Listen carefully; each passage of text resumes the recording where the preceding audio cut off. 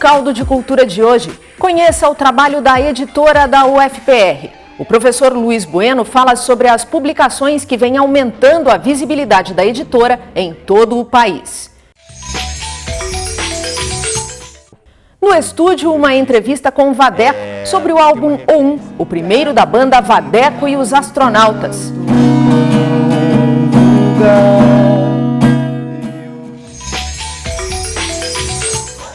Astros que começam na TV e partem para o cinema e vice-versa. Casos de sucesso e de fracasso comentados pelo crítico de cinema Marden Machado.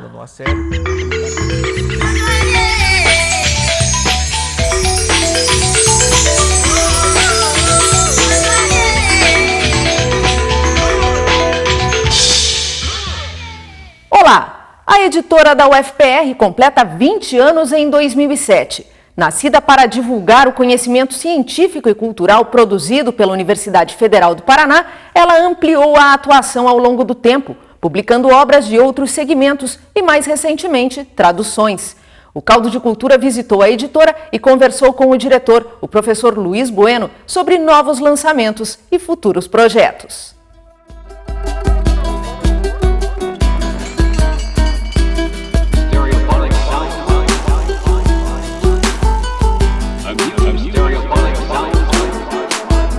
São quase 2 décadas de trabalho ininterrupto. A editora da UFPR, especializada na publicação de ensaios e de textos científicos de qualquer área, vem crescendo e aumentando a abrangência de atuação. A universidade teve na sua editora um órgão que sempre, nesses 20 anos, foi para frente, nunca retrocedeu. E parece que a cada gestão ela tem se consolidado cada vez mais e conquistado, digamos assim, áreas e que ela antes não tinha. Então, eu acho que a história desses 20 anos é uma história não de um crescimento estrondoso e rápido, mas lento e constante, o que eu acho que é bom porque ajuda a consolidar definitivamente a editora, né? A editora é considerada de médio porte e, além de livros, publica periódicos de áreas do conhecimento como letras, história, educação. Hoje, mais de 120 títulos estão no catálogo ativo. O processo de produção é mais ou menos o seguinte: tem uma etapa que a gente chama de etapa de preparação dos originais, que é ainda o arquivo em Word passa por uma revisão e sugestões de alterações podem ser feitas para o autor. A etapa seguinte é a de criação do projeto gráfico da parte de dentro, do miolo do livro. Então, como vão ser os títulos, qual a tipologia a ser usada, tamanho das letras, espaçamento, tudo isso é decidido em função das características, se o livro tem tabela, tem figura, não tem, só texto, enfim. Esse projeto, ele, depois de aprovado, ele é posto em prática e se faz a editoração do livro. Aí começa a via crucis da revisão, né? Essa primeira prova, ou primeira formatação, ela vai para um revisor. O revisor faz todo esse trabalho de correção, de sugestão e tudo mais, volta para quem fez a editoração, essas correções são feitas, depois volta para o revisor, são conferidas. Dependendo da quantidade de correções, isso pode ser feito 2 vezes só, mas às vezes até 4 vezes o livro vai e volta. Esse é o período mais demorado, né, da produção. O projeto gráfico das publicações é feito na própria editora. Um trabalho que vai da escolha de fontes à criação das capas. Daí a gente tem que fazer uma pesquisa, né? Uma pesquisa ou um estudo. Você lê, porque quando nós trabalhamos com o livro, nós não lemos o livro inteiro. Então a gente pega uma apresentação ou texto de orelha para ter uma ideia do que é o livro, né? Aí a partir daí é que nós vamos fazer uma pesquisa, né? Do que se trata, se for que nem nós temos biodiversidade, então é coisa de natureza, então a gente tem que fazer uma pesquisa em cima disso. Né? A impressão é feita em gráficas contratadas e o tempo de produção depende da complexidade da obra. Cada livro é uma história, sabe? É que assim, tem livros que têm muitas tabelas, muitas figuras, esses livros demoram um pouco mais. Livros que são mais texto, em questão de 1 semana ele já está editorado e já está pronto, né? A primeira formatação do livro. Ele vai para uma revisão, da revisão ele retorna depois de algum tempo, né? Já para a gente fazer as correções daí. Os títulos podem ser encontrados no catálogo na internet no endereço www.editora.ufpr.br e nas 2 livrarias da editora, uma no Centro Politécnico, outra na Reitoria. As livrarias comercializam livros de outras editoras universitárias, além de publicações próprias. O lançamento de traduções como Depois de Babel e o Diário do Beagle ampliou a visibilidade da editora da UFPR, que vem ganhando destaque na imprensa, em especial no eixo Rio-São Paulo. Os lançamentos de 2006 nossos, absolutamente todos ganharam pelo menos uma pequena nota num jornal, não só daqui, com quem a gente também tem trabalhado, é importante, mas que pela proximidade, né, tem mais simpatia por nós, né? Mas nos jornais, especialmente no Rio de São Paulo, a gente tem obtido esse tipo de repercussão, que tem incidido diretamente no interesse que até às vezes as próprias livrarias têm tido nos nossos livros, né? A gente já chegou a ser procurado por distribuidores, por exemplo, coisa que não acontecia. Para os próximos meses estão previstos vários lançamentos. A gente está acabando de lançar um livro na área de filosofia sobre Francis Bacon, do Paulo Rossi, um filósofo italiano. Uma obra dos anos 60, que é uma referência. E também de autores italianos, a gente está lançando, vai lançar a partir de setembro, uma série, que é uma série dedicada à estética, tanto no sentido mesmo da filosofia, quanto de aplicação direta nas artes, na literatura, no teatro. E o primeiro título é sobre o fantástico, o segundo será sobre o cômico. E vamos ver quantos títulos vamos dependendo da resposta, né, a gente vai aumentando. É uma série muito bacana, publicada por uma editora italiana que a gente conseguiu, cujos direitos a gente conseguiu adquirir, né? Além de participar de feiras e congressos, a editora da UFPR investe em eventos próprios, como a 4ª Feira Universitária do Livro de Curitiba, que vai acontecer de 25 a 27 de outubro. O objetivo da feira é trazer outras editoras universitárias, porque é uma feira de livro universitário, para cá,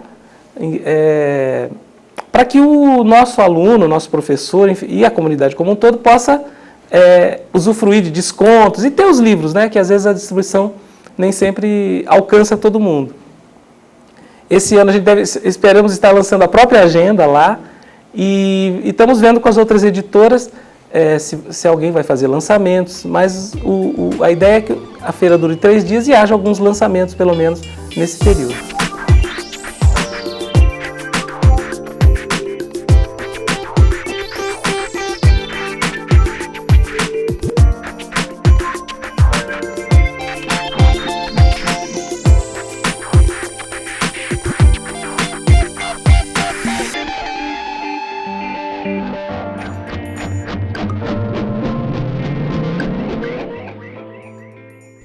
A banda Vadeco e os Astronautas lança nesta semana o primeiro álbum, O1.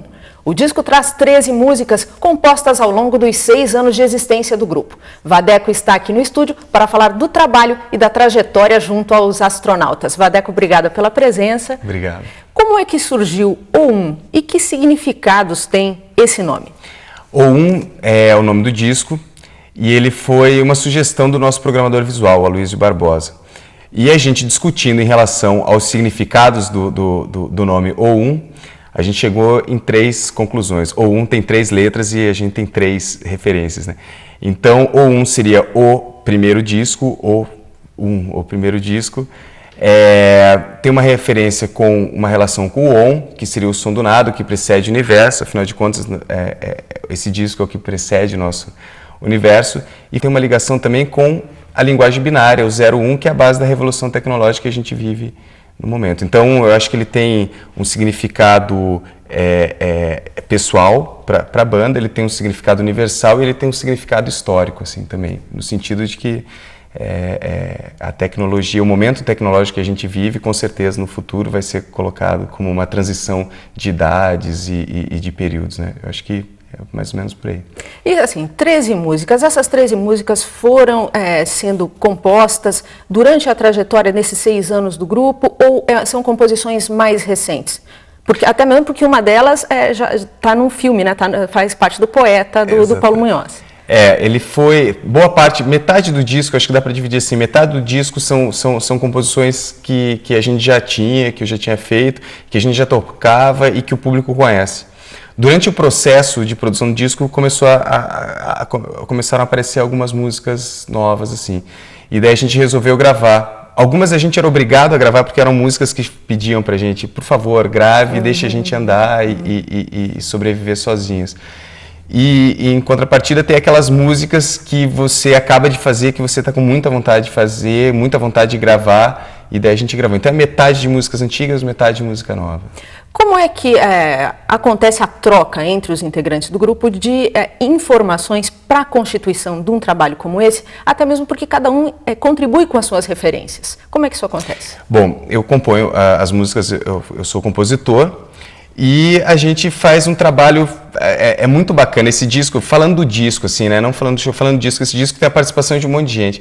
E até o Jorge Falcon, o guitarrista, ele comenta, sempre fala que não foi, que foi é um disco que as pessoas deixaram o ego de lado, assim. Então não tem aquela coisa, por exemplo, o Jorge só toca guitarra. Não, ele toca guitarra, mas ele toca violão também. E ele fez alguma coisa no teclado. Eu canto e toco violão, não, mas eu também fiz um teclado, fiz uma programação, fiz não sei o quê. O Vina toca produção. Então o disco ele foi constituído de uma maneira muito humana, assim, então, e com muita vontade, todo mundo que participou, os convidados, vamos fazer desse jeito, vamos fazer, sabe, foi super bacana. E volto a repetir, sem lei de incentivo, sem patrocínio, quer dizer, todo mundo que está ali trabalhou de graça e por vontade de estar participando de um trabalho que desde o começo foi feito com muita responsabilidade e muito profissionalismo, assim. Ele foi feito totalmente de maneira independente, foram 2 anos de trabalho, foi isso? 2 anos de trabalho, totalmente independente. E qual vai ser a música que vocês vão trabalhar, né, nesse primeiro lançamento? Existe uma específica? A gente tem como música de trabalho, entre aspas, assim, a Condição, o nome da música, né? É uma balada, eu acho que é a balada mais acessível do disco, a música mais acessível do disco, assim, né? A gente, pelas escolhas estéticas que a gente faz, algumas pessoas não estão muito acostumadas. Por exemplo, a gente não tem bateria, então as pessoas têm aquela referência de ouvir o baixo, bateria, então é um pouco diferente do convencional. A Condição, eu acho que é uma música bem acessível às pessoas que estão acostumadas a ouvir a música no formato comercial que a gente consome no rádio e tal, assim. Mas eu acredito que essa é a música de trabalho, mas tem muita coisa muito boa dentro do disco, assim, que pode vir a ser músicas de trabalho também. O lançamento acontece agora na sexta-feira e quem quiser ouvir, né, e adquirir, qual é o procedimento? Bom, a gente tem a Condição, que é a música de trabalho, que é o single, que está disponível no tramavirtual.com.br/Vadeco _os _astronautas. Mas se você botar Vadeco na busca, você vai achar lá. Então a Condição você consegue ouvir algumas gravações antigas nossas. Para quem quiser o disco, a gente está fazendo no lançamento, então os 200 primeiros ingressos custam R$10 e você ganha o CD. A partir disso é R$15 e você ganha o CD. Ou seja, você pode ir curtir uma balada, ganhar o disco e participar disso. Então, a princípio, o disco vai estar sendo vendido só no lançamento. E a gente eu estou montando um selo junto com um amigo, que é um empresário que trabalha numa outra área, que não é a musical, na área de saúde, mas o objetivo é a gente ver como a gente vai conseguir colocar esse disco no mercado, né? Então isso é um outro processo. Então por enquanto eu estou preocupado com o lançamento, com a parte artística do lançamento. A parte logística de como que isso vai chegar às pessoas, a partir de segunda-feira, depois do show, a gente começa a batalhar isso aí para ter, porque o disco tem que estar na loja, tem que estar em algum lugar para as pessoas comprarem. Mas, enquanto isso, quem quiser o disco e não puder ir no show, pode mandar um e-mail para vadeco@vadeco.com.br e a gente negocia, a gente manda por e-mail, por correio, a gente dá um jeito de enviar. Assim, você tem um trabalho bastante forte também na área de teatro e de cinema. Como é que funciona esse trabalho com cinema, por exemplo? Porque você fez trilha para o Poeta, né? Tem Serpentes, que inclusive está no disco. Você também está trabalhando com o Paulo Munhoz na parte musical de Brichos, que vai ser lançado, que é um longa-metragem. E como é que é esse envolvimento? É muito diferente de compor junto aos astronautas, né? Compor música própria do grupo? É diferente porque a gente não tem nenhuma quando você está trabalhando com a canção, com a música, você não tem nenhuma responsabilidade com a imagem, você tem uma responsabilidade com o texto, com a harmonia, com a gravação e tal, mas você não tem essa responsabilidade com a imagem, que é o que acontece no cinema, né? Então você tem que trabalhar, você tem que compor pensando na imagem, pensando no roteiro, então, e ele tem que ser uma obra conceitual, ela tem que ter um começo e um fim, né? Ela tem que estar desenvolvendo junto no roteiro, junto com o roteiro, né? E ao mesmo tempo não é só o significado do roteiro, é o significado da imagem, então você tem que saber o que essa imagem você tem que fazer a tua referência da imagem e transportar ela para uma forma musical, né? A música foi composta, eu fiz a direção musical e ela foi composta por mim, pelo Vina Lacerda, que é o meu irmão que toca também no Vadecco e os Astronautas, e o Jorge Falcon, que é meu irmão não de sangue, mas parceiro, que toca no Vadecco e os Astronautas também. E é muito bacana, né? E além da música, a gente fez toda a parte de áudio do filme também, então desde o processo das dublagens, foi gravada no meu estúdio, que é o Astrolab Studio, toda a parte de edição de áudio, de sound designer, a gente fez toda a parte de áudio do filme Brichos, desse longa-metragem, que é o primeiro longa-metragem em animação do Paraná e o 15º do Brasil. E é muito bom estar participando disso. A gente foi assistir no Animamundi, foi uma sensação muito boa, assim, de você ouvir e ver o trabalho que você fez para 900 pessoas assistindo, é muito bom, né? E Vadecco, só relembrando, então, o lançamento acontece no Era Só o que Faltava, a partir de que horário? Sexta-feira? A partir das 23 horas. 23 horas, sexta-feira, Era Só o que Faltava, Vadecco e os Astronautas. Exatamente. Então, para a gente encerrar, queria que você tocasse um pouquinho. Legal. Muito obrigado.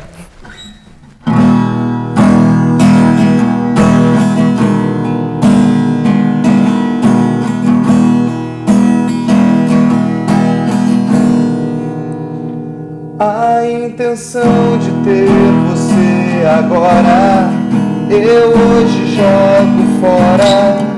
Esquece a nossa história e abre a porta, porque eu vim pra te buscar.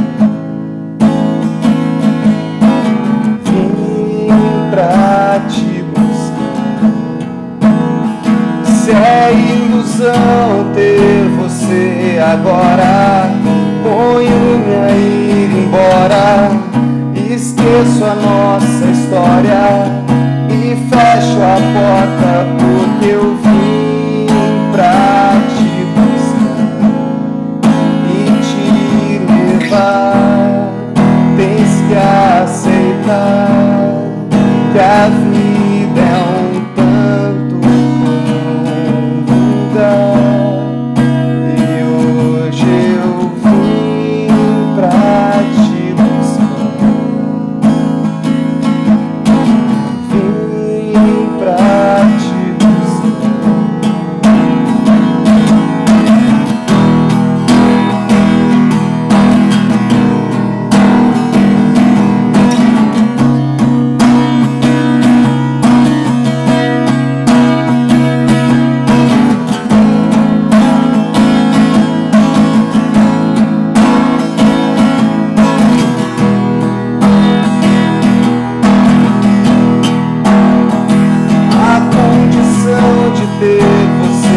Agora é que essa nossa história seja uma nova história.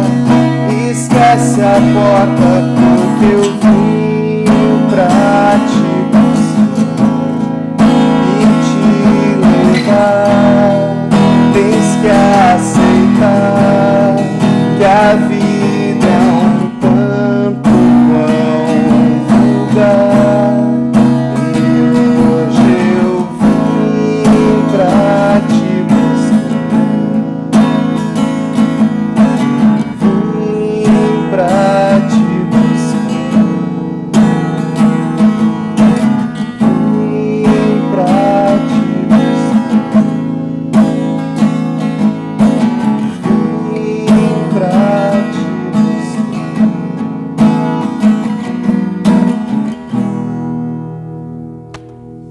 Então, Vadecco, obrigada pela tua presença aqui no Caldo de Cultura. E daqui a pouco, Os atores que trocaram a televisão pelo cinema ou que fizeram o caminho inverso. Uma manobra de risco comentada pelo crítico de cinema Marden Machado.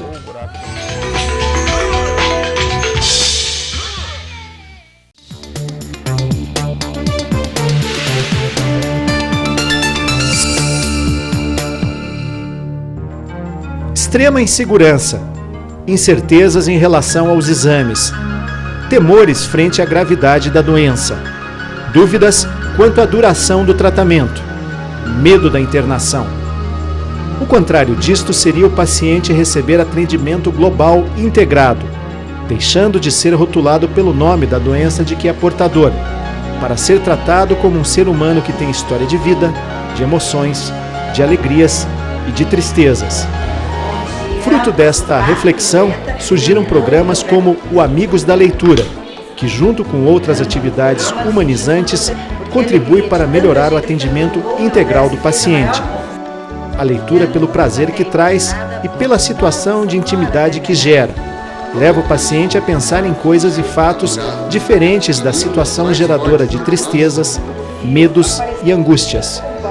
Como agente de humanização, o Amigos da Leitura, com sua linguagem narrativa, compensa em parte os termos que, mesmo sendo sobre a vida do paciente, são entendidos apenas pelos profissionais de saúde. Estimulando o imaginário, as histórias podem ajudar na reconstrução do espaço de vitalidade do paciente e possibilitar melhor convivência deste com o ambiente hospitalar e com sua área de influência social, o que certamente contribui para que o internado aceite melhor e compreenda sua situação como doente. Neste projeto, trabalhamos em parceria com a Associação Viva e Deixe Viver. Eles promovem entretenimento, cultura e informação educacional através de seus contadores de histórias voluntários. Você pode participar dessa história doando livros. E para ser contador de histórias, ligue para 3360-1861.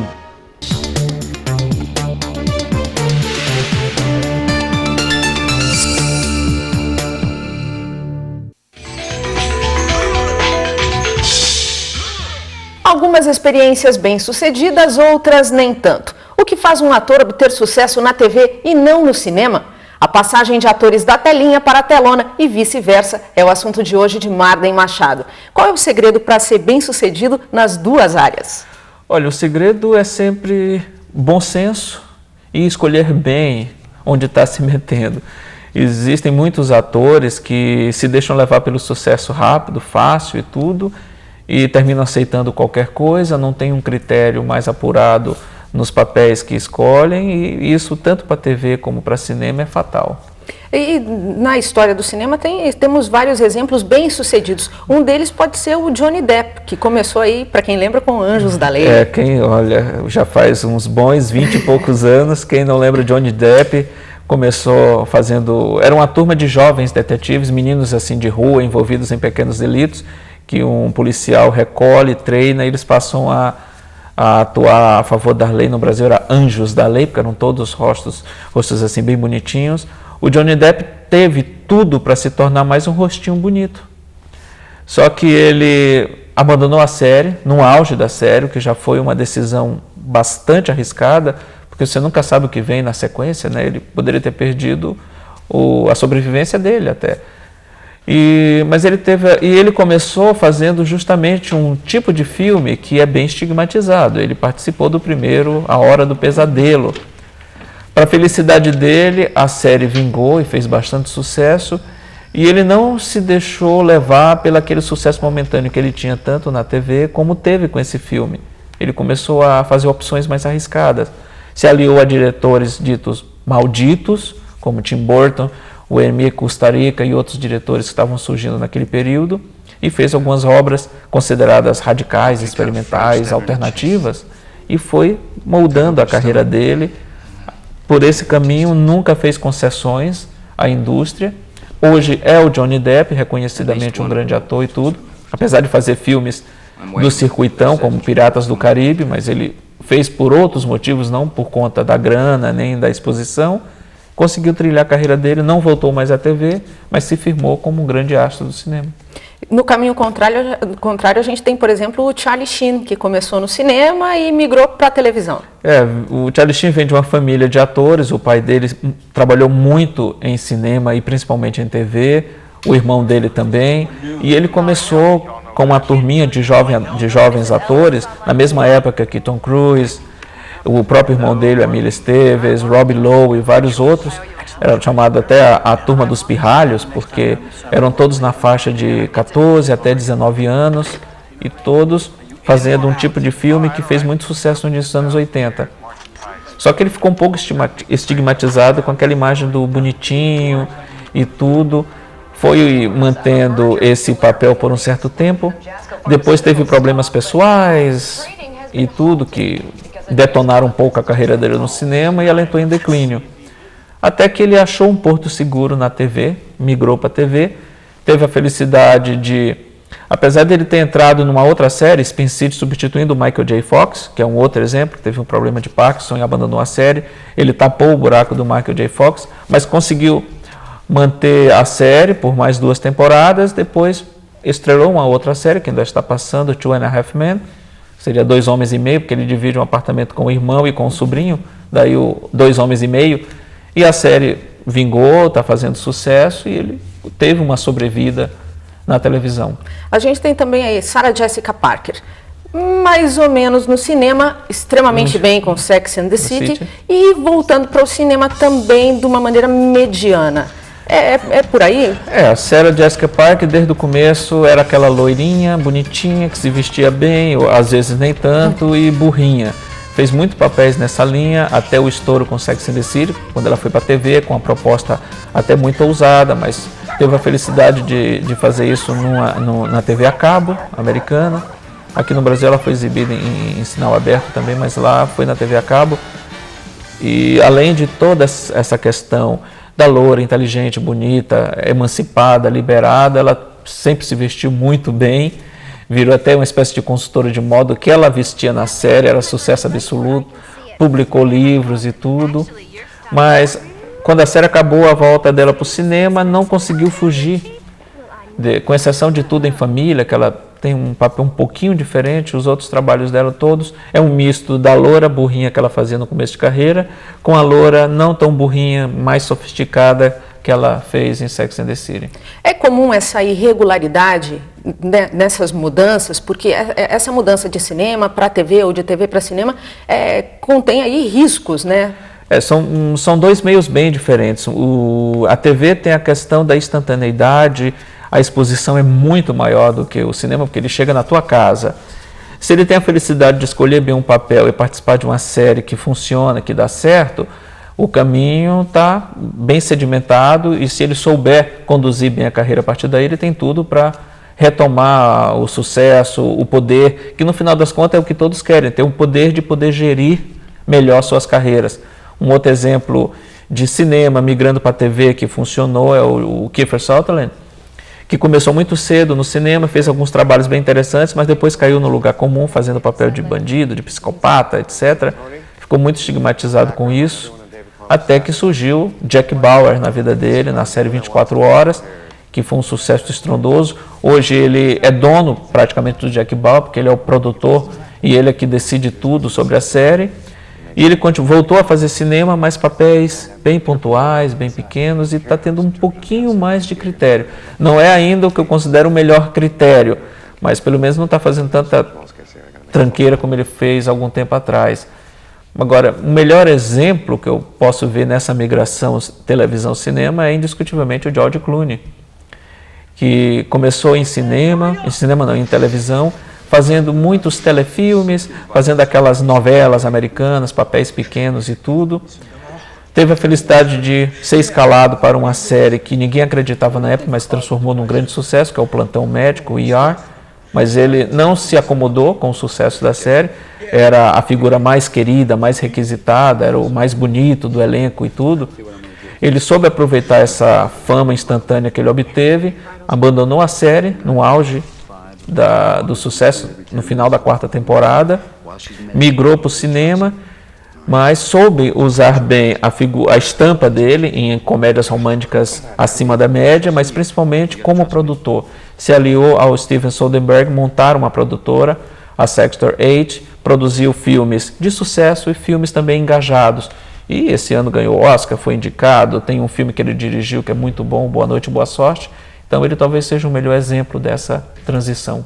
E aqui entre os brasileiros, agora a gente tem o exemplo do Rodrigo Santoro, que está indo para Lost, né, uma série de grande sucesso, e que também vai estar no cinema nos 300 de Esparta. O Santoro, apesar das críticas que muita gente fez quando ele participou do Panteras Detonando, onde ele entra mudo e sai calado, é mais um rosto, um corpo bonito. Não, a melhor expressão é quando ele sai do mar, carregando a prancha, e a Drew Barrymore o vê com o binóculo e diz Yummy. É isso, ele foi lá só para decorar e abriu o apetite da mulherada e tudo, mas foi essa pequena participação que abriu caminho para ele no mercado internacional, além dos filmes que ele fez, como Carandiru e o Abril Despedaçado, que são filmes que têm um trabalho de ator muito mais acentuado, mas que tiveram uma penetração no exterior muito pequena, mais em festivais ou em circuitos alternativos, mas que abriram o caminho. Depois ele fez uma comédia romântica na Inglaterra, Simplesmente Amor, que já teve fala, já teve uma interação maior com o elenco. E agora ele terminou de participar de uma superprodução, Os 300 de Esparta, baseado numa história em quadrinho do Frank Miller, que com certeza vai aumentar mais ainda a popularidade dele, mas, claro, nada comparado ao que vai acontecer quando ele aparecer em Lost no ano que vem, porque a participação dele está prevista para acontecer no segundo arco de história da terceira temporada. A terceira temporada vai estrear lá agora no final de outubro, e a participação dele está prevista para acontecer a partir de janeiro só. Então, ano que vem, aqui como ele é exibido na Globo nas férias do Jô, a previsão de ver o Santoro em Lost é só em janeiro de 2008. Mas na TV a cabo, a série passa no AXN, a partir do início do ano que vem já será possível acompanhar a participação de Santoro. Nem ele sabe direito o que é que ele vai, mas ele está numa série de sucesso e com certeza isso só vai trazer bons frutos para a carreira dele. E ele tem sabido escolher.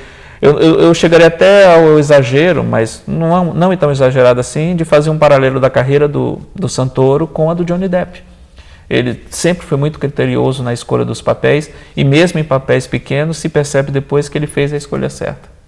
Rapidamente agora, Marden, falar um pouquinho das estreias, o que é que está chegando nesse fim de semana?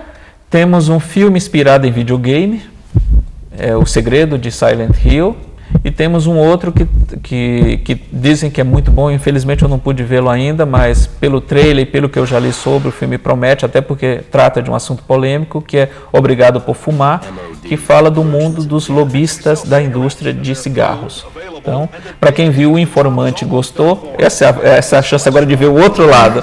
O Informante atacava a indústria dos cigarros e esse defende. Então, um pouco de polêmica sempre é bom. Marden, obrigada e até o próximo programa. Até lá. E o Caldo de Cultura de hoje termina aqui. Envie suas críticas e sugestões pelo e-mail caldodecultura@ufpr.br. E até o próximo programa.